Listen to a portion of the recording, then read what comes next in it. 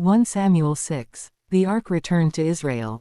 When the ark of the Lord had been in Philistine territory 7 months, the Philistines called for the priests and the diviners and said, "What shall we do with the ark of the Lord?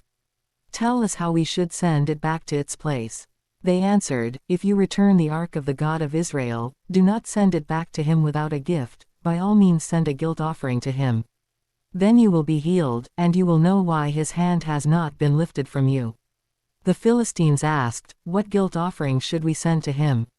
They replied, 5 gold tumors and 5 gold rats, according to the number of the Philistine rulers, because the same plague has struck both you and your rulers. Make models of the tumors and of the rats that are destroying the country, and give glory to Israel's God.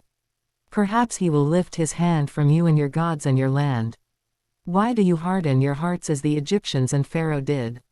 When Israel's God dealt harshly with them, did they not send the Israelites out so they could go on their way? Now then, get a new cart ready, with 2 cows that have calved and have never been yoked.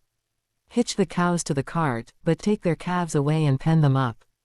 Take the ark of the Lord and put it on the cart, and in a chest beside it put the gold objects you are sending back to him as a guilt offering. Send it on its way, but keep watching it. If it goes up to its own territory, toward Beth Shemesh, then the Lord has brought this great disaster on us.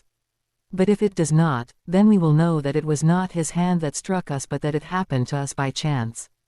So they did this. They took 2 such cows and hitched them to the cart and penned up their calves.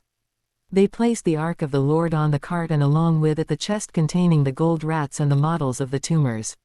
Then the cows went straight up toward Beth Shemesh, keeping on the road and lowing all the way. They did not turn to the right or to the left. The rulers of the Philistines followed them as far as the border of Beth Shemesh. Now the people of Beth Shemesh were harvesting their wheat in the valley, and when they looked up and saw the ark, they rejoiced at the sight. The cart came to the field of Joshua of Beth Shemesh, and there it stopped beside a large rock. The people chopped up the wood of the cart and sacrificed the cows as a burnt offering to the Lord. The Levites took down the ark of the Lord, together with the chest containing the gold objects, and placed them on the large rock. On that day the people of Beth Shemesh offered burnt offerings and made sacrifices to the Lord. The 5 rulers of the Philistines saw all this and then returned that same day to Ekron. These are the gold tumors the Philistines sent as a guilt offering to the Lord, 1 each for Ashdod, Gaza, Ashkelon, Gath and Ekron. And the number of the gold rats was according to the number of Philistine towns belonging to the 5 rulers, the fortified towns with their country villages. The large rock on which the Levites set the ark of the Lord is a witness to this day in the field of Joshua of Beth Shemesh. But God struck down some of the inhabitants of Beth Shemesh, putting 70 of them to death because they looked into the ark of the Lord. The people mourned because of the heavy blow the Lord had dealt them. And the people of Beth Shemesh asked, "Who can stand in the presence of the Lord, this holy God?